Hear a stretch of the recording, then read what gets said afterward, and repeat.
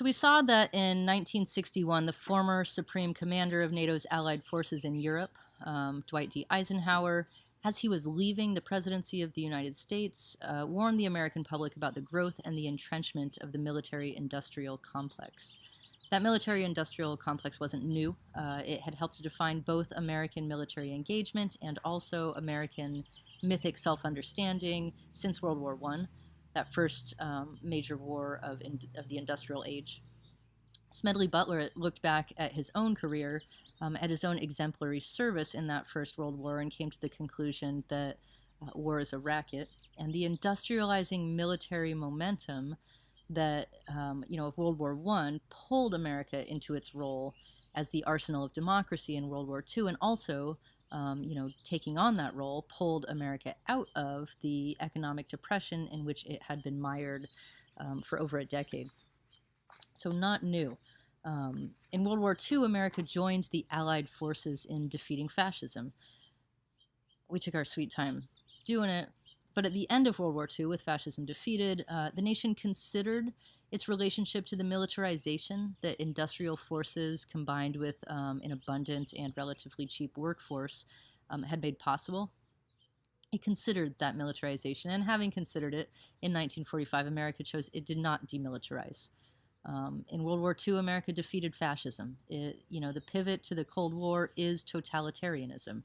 That's how you get from World War II's fascism to the Cold War communism, is through totalitarianism. Fascism was a form of totalitarianism. Communism is a form of totalitarianism. And so the aim was in many ways true. Freedom was the goal, right? And the aim was to defeat any totalitarian dictatorship or nation or government that stood in the way of or stood against American conceptions of freedom. From fascism to communism, again, not a hard pivot.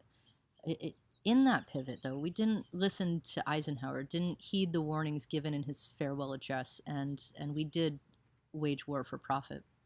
And this can be seen in weapons stockpiling, in the process of militarization, in corporate profits and defense allocations, and marginal tax rates, and all manner of things, which we'll turn a little bit to later. But let's look at the dates for the Cold War, 1947 to 1991. These are the most traditional dates given for the Cold War. Dates do get a little fuzzy here. We'll look at a couple date-specific engagements in just a minute. But I'll note here that it doesn't make sense for the Cold War to bracket off American involvement in the same way that it did make sense for World War I and World War II. So these dates are standard. These scholarly consensus, though, does recognize that they're pretty fuzzy. They're best guesses. They're flashpoints. So let's look at how we get there. 1947 marks the introduction of the Truman Doctrine. This doctrine is about containment, about making sure communists don't take over the world. The Truman Doctrine promises American support for nations threatened by international communism. Support here is almost exclusively economic. We will remain the arsenal of democracy invoked now against communism rather than fascism, and we'll do it in financial ways, on financial terms. 1991 marks the fall of the Soviet Union, that great antagonistic global superpower that had provided America with its motive force for war for 4.5 decades. And so that's where you get 1947 to 1991. Choosing these dates, it makes sense.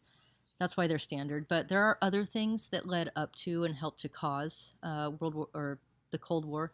So we'll look at a couple of those, a couple specific ones, and then at the ideological opposition that really kept the war going, before we turn to a few specific Marshall instances and to how the Cold War battlefronts connected to the Cold War era home fronts in America. And those connections will, they'll help us to begin to understand the living myths that have brought us as a nation to where we are today in terms of both militarization and self-understanding. Some would say that 1947 is too late a date to start to mark the beginning of the Cold War. That the Cold War really started in Germany on VE Day, Victory in Europe Day, on Tuesday, May 8th, 1945, which saw the full, unconditional surrender of Germany to the Allied forces. Remember, this is when the U.S. and Russia were both together in Germany, as allies, triumphant. Both had lost a great deal to gain this victory, to defeat fascism, but by any measure, Russia had lost a great deal more in terms of lives, wealth, infrastructure, generational trauma. Russia had lost a great deal more than the U.S.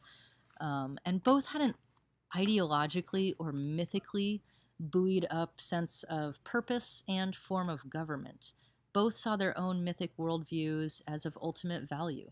And with the sounds of bombs and tanks receding and just a little bit more quiet, what might approximate something like moments for reflection, they sort of sussed each other out and realized what they both already knew, that their worldviews were not commensurate. That the worldview of the United States is the industrializing capitalist democracy, and the worldview of the Soviet Union as the communist collective. These were not commensurate worldviews, especially when held to with the mythic fervor that each nation held to them. At the Potsdam Conference in summer of 1945, Churchill, Truman, and Stalin got together to figure out the terms of a post-war peace. Churchill's UK and Truman's US were ideologically pretty simpatico, plus which the UK was all but destroyed in the war, and so not really in a position to pick another fight. Churchill had a great, he had a place here. He had a great deal to do with the ending of the war. I don't mean to dismiss his presence, but he sort of sits in the ideological or mythic orbit with Truman. And the conference was, on the whole, successful, but Stalin and Truman really, they represented two emerging superpowers, and neither was interested, even at this point, in ceding authority or influence to the other. Winston Churchill, he may not have held as much in the way of future influence at 1945's Potsdam Conference, but he did give a speech on March 5th, 1946, so almost a year later, but still before the Truman Doctrine. He gave a speech at a university in Fulton, Missouri, where he presented a vision of the world that would come to define Cold War international relationships. The speech was called Sinews of Peace, but it's really gone down as the Iron Curtain speech. He tells his Missouri audience that, quote, "The United States stands at this time at the pinnacle of world power. It is a solemn moment for the American democracy, for with primacy and power is also joined an awe-inspiring accountability for the future." That awe-inspiring accountability, he figures in terms of what will soon come to be known as the Cold War because, as he says, coining the phrase, a, quote, "iron curtain has descended across the continent of Europe, on one side of which exists what he calls the Soviet sphere." So the peace established after World War II was a peace to be determined by what had emerged as the world's two superpowers, whose ways of life, whose respective national myths of self-understanding were fundamentally at odds. The pivot was complete. There was a new enemy, and that new enemy for America was communism. Churchill tells his audience that the, quote, "overall strategic concept was nothing less than the safety and welfare, the freedom and progress of all the homes and families, of all the men and women in all the lands." It's pretty ambitious. It's about as ambitious as it gets. In the Cold War, we would still be making the world safe for democracy and free market industrial capitalism. So that was March 5th, 1946. The Truman Doctrine would be announced to Congress a year later, March 12th, 1947. In July of 1947, just following the announcement of the Truman Doctrine, George Kennan would publish an article in Foreign Affairs magazine called "The Sources of Soviet Conduct." Because of his role in the U.S. Foreign Service and in various State Department positions, he was involved in scripting the Marshall Plan, which rebuilt Europe in the image of a democratic industrial capitalism. He was a very active diplomat. Because of this, Kennan published the article anonymously under the pseudonym X. It became known as the X article, and that's what it's known as mostly today. And it was the first articulation of the policy of containment. He talked about a buffer zone around the USSR and about the dangers for the world order if communism breached that buffer.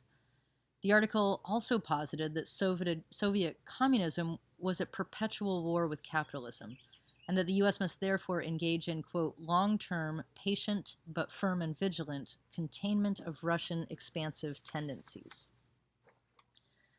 Containment it really struck the policy wonks as good, sound, all-encompassing strategy, and it struck the military establishment as a new and total reason for being and for expanding. And it was prescient in many ways.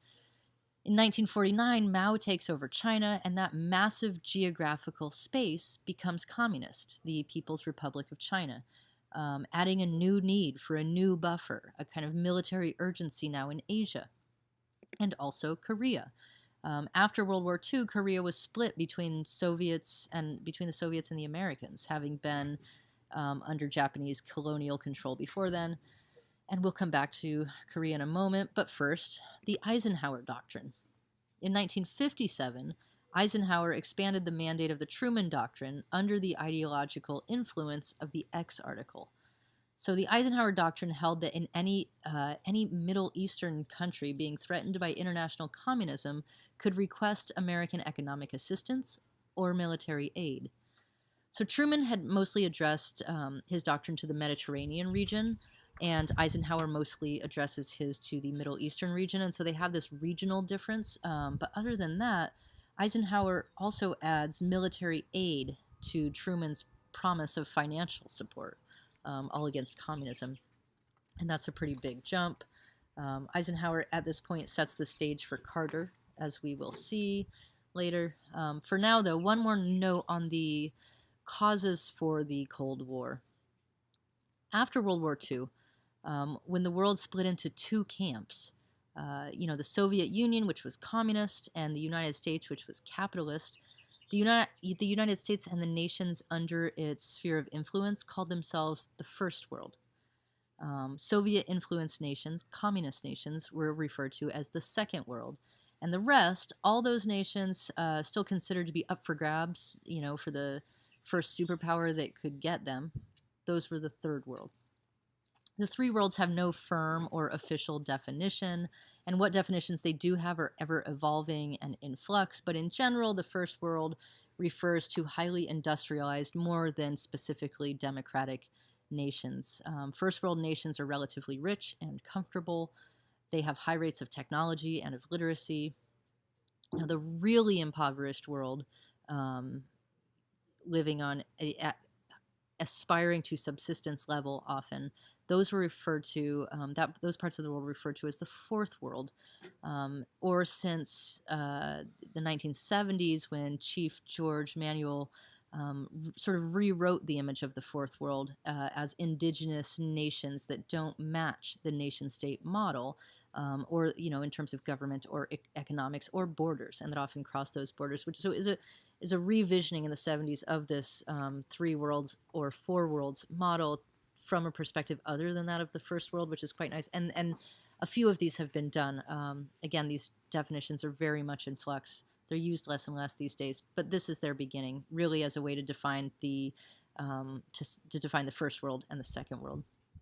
Where both the First and Second Worlds vied for influence over the same Third World space, the Cold War got heated. So that's how the Cold War heats up. The largest moments of this were Korea and Vietnam. Both the U.S. entered on a theory introduced by Truman and popularized by Eisenhower, rooted in Kennan's policy of containment and the attendant need for buffer spaces. It was the domino theory. If North Korea could turn South Korea to communism, well, then the dominoes would fall all across Asia. And it is the same idea for Vietnam, that if one country fell, then all of the countries would fall. Noam Chomsky, who's a dissident intellectual out of Boston, calls the domino theory the quote, threat of a good example, in his criticism of democratic capitalism's belief that its own system is the best, and that therefore it's the most attractive, that everybody else wants it. And Chomsky makes this criticism in 1992 in a book called What Uncle Sam Really Wants. And he can, in 1992, he can suggest that perhaps communism offers to these countries a form of government that, while certainly far from perfect and not without its own abuses, is better than, perhaps, the also imperfect and abusive democratic capitalism that is the First World's defining feature. He can make that criticism in 1992. This was a much more difficult and much more dangerous criticism at the beginning of the Cold War.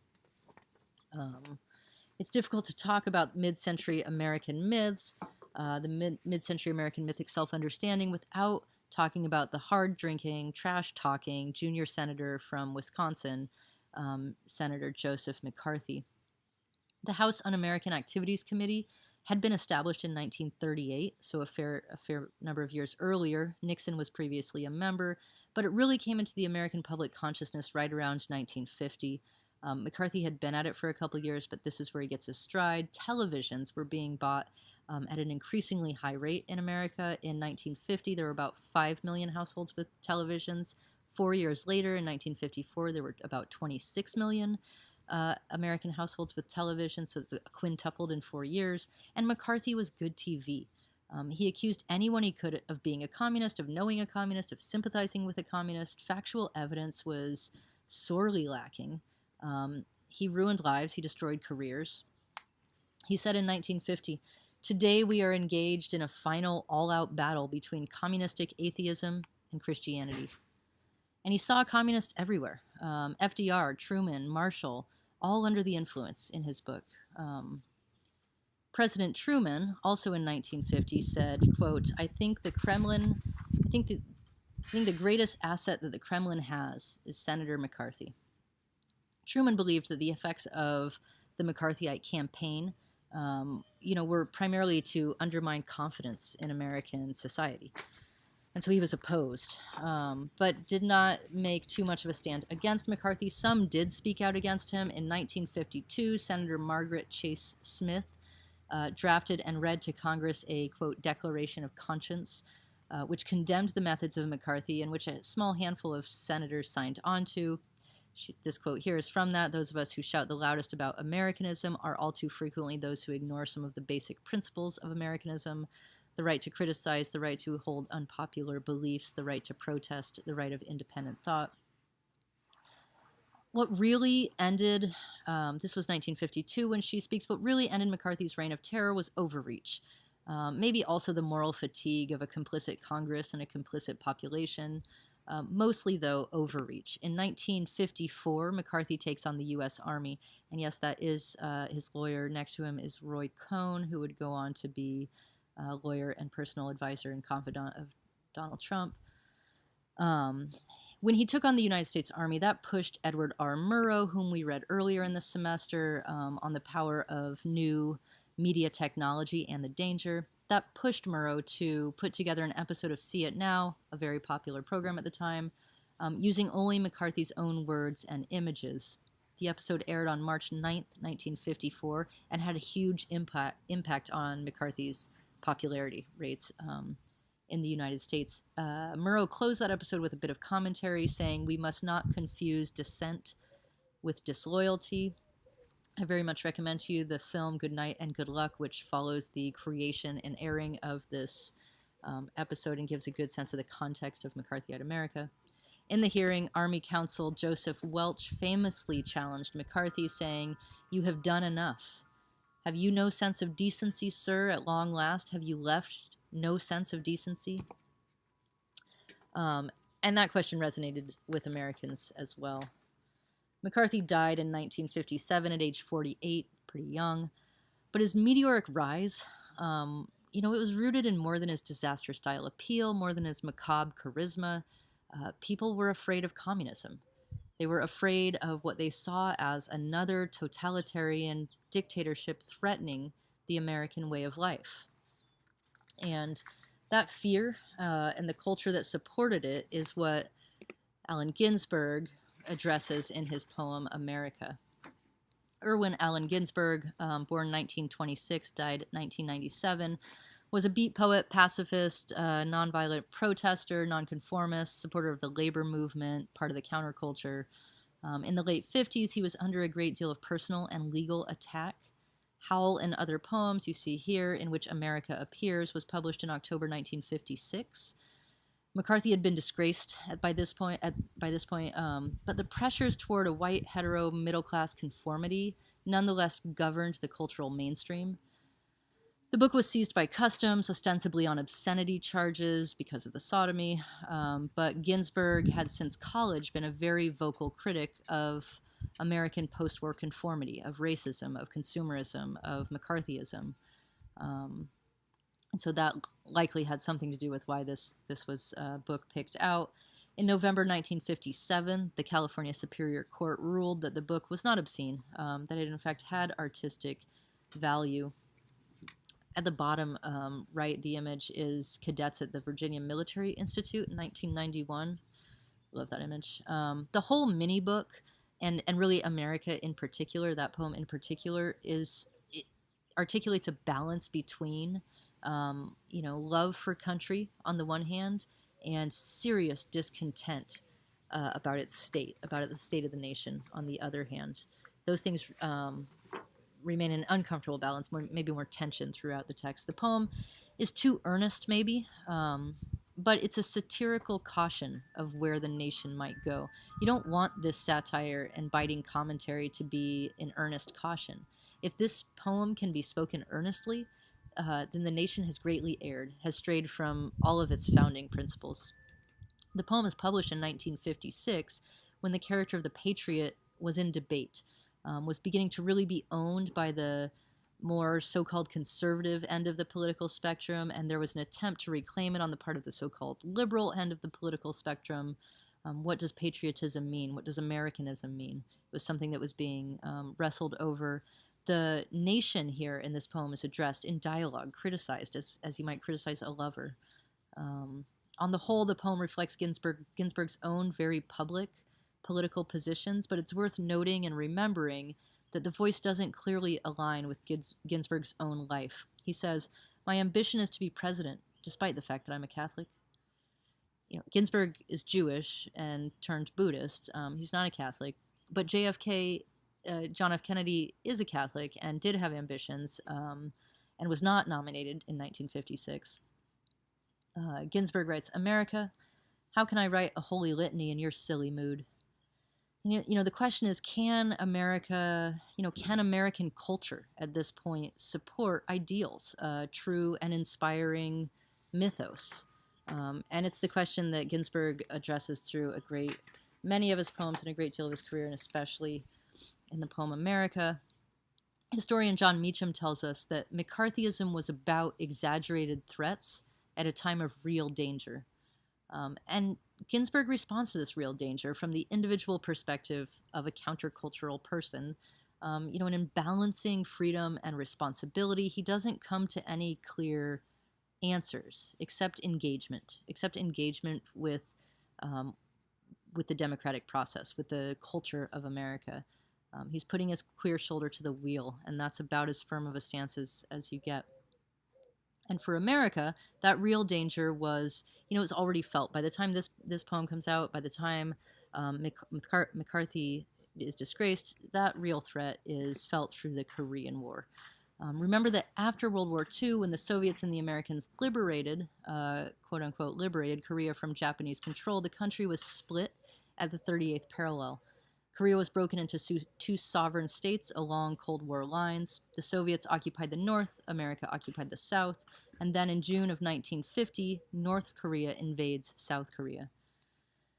The U.S. to their credit, the U.S. went first to the UN Security Council. The Soviets notably were not present at this meeting, and they set up a UN command, took a vote, set up a command. This was not to be seen as a U.S. war.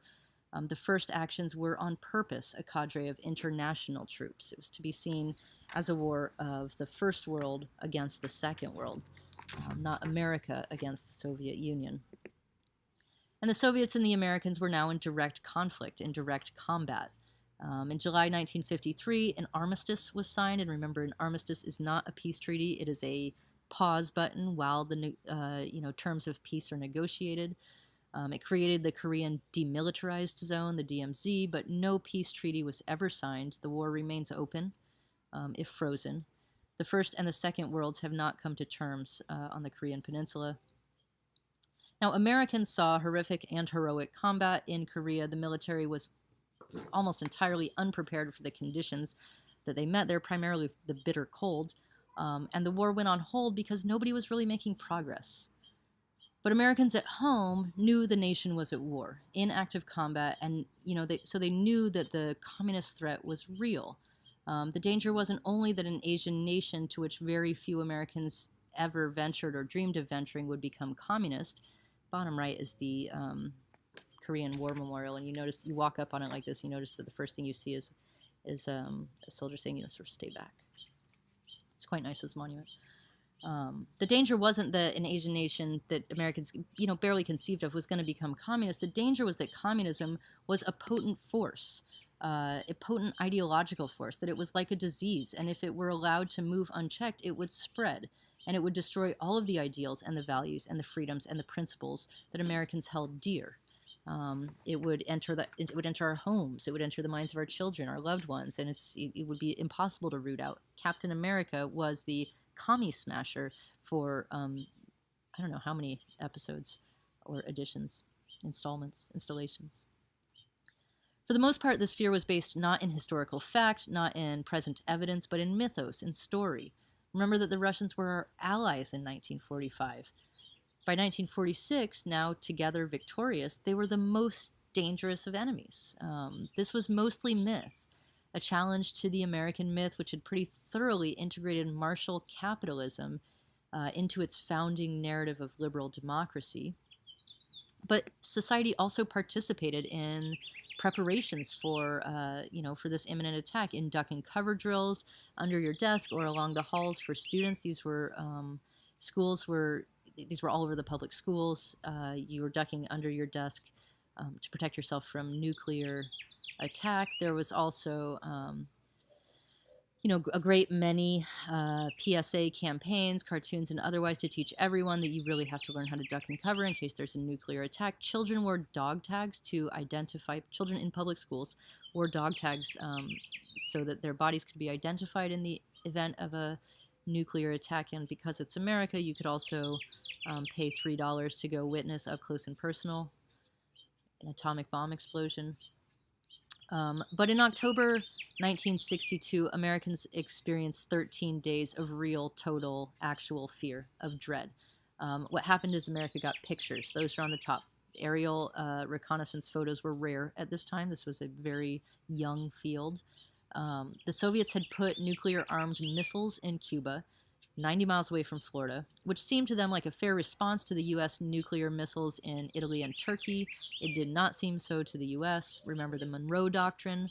The Western Hemisphere is the sphere of U.S. influence, and communists in Cuba meant communists in the U.S. sphere of influence. So that was bad.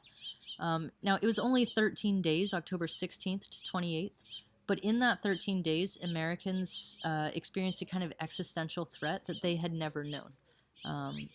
People went to bed at night not sure that they would wake up in the morning as an entire community. People kissed their kids to sleep at night, half believing that would be the last time they had the opportunity to do that. And communism was to blame. This was clear. It was the communists making the threat. The Cuban Missile Crisis cemented America's acceptance of the policy of containment. And this is always a little tricky, because communism was a form of government associated with second world nations, and as such you could sort of identify it, but it was also an ideology. It was a story. It was a myth. It was harder to fight that. It didn't respect borders. It could come in through stories or poems or, plays or movies, cartoons. You just never knew. And that's how McCarthy had gotten his traction. And much the same can be said about capitalism, of course. As much mythos as it is logos, as much idea as it is event, it's difficult to combat. Walls don't really work. Of course, as we know, that didn't stop some people from trying. After World War II, with Germany's surrender, Germany was itself divided into 4 occupation zones. That's the map on the left, as per the Potsdam Agreement. These zones were controlled by the US, Britain, France, and the Soviet Union. Berlin was in the middle of the Soviet zone and was itself broken into 4 parts. That's the map on the right. The Soviet part of Berlin broke off from the other 3, became East Berlin. The other 3 together became West Berlin. And in 1949, Germany itself formally split. The Federal Republic of Germany, or the FDR, is on the west, and the German Democratic Republic, or the GDR, is on the east. In 1952, the GDR closed the border. But the border between East and West Berlin was still open, and that was a big problem. So, on the night of August 12th, 1961, the Soviet controlled East Berlin put up a wall.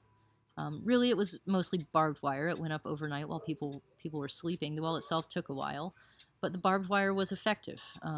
People woke up on August 13th, 1961, completely cut off from any family or friends who lived on the other side of that wall. Watchtowers and armed guards were immediate fixtures. Anyone caught fleeing to the west was shot on sight. The bottom right picture is Konrad Schumann. This is August 13th. This is the day, and he's an East German police officer who looked at that wall and decided he didn't want to be behind it, and the day it went up, jumped over it, became a very famous figure through this photograph, moved to Bavaria, lived a peaceful life in terms of his proximity to actual war, tormented by depression because, as it turns out, there is no right side. He never quite forgave himself for leaving his comrades and his family, for deserting from the perspective that he was in. He took his own life in 1998, hung himself in a barn. So when Kennedy gives his speech in Berlin in 1963, all of this was very fresh. The wall, he tells his audience, was an offense against history and against humanity, dividing people who wished to be joined together. Of course, it's difficult to read this now and not think of America's own border wall. Circumstances very different, ideological, vying ideologies very different. We'll stick to the Cold War for now. The underlying mythos of this speech that Kennedy gives is that communism is totalitarianism, that it is inherently opposed to democratic freedom, that the two cannot work together, that these are arch rivals, that these are enemies, pure and simple.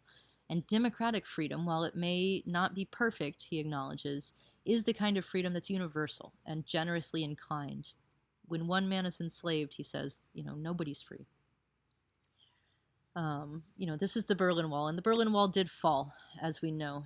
November 9th, 1989, an East German spokesman announced it on TV, and their plan for organized checkpoints and a staged process really just completely fell through, because as soon as he announced it, thousands of people charged the wall. And in the upper left, you can see there were guards. They had a job. They were overrun. They gave up, and unrestricted access happened that night. They just said, fine, we're not going to try.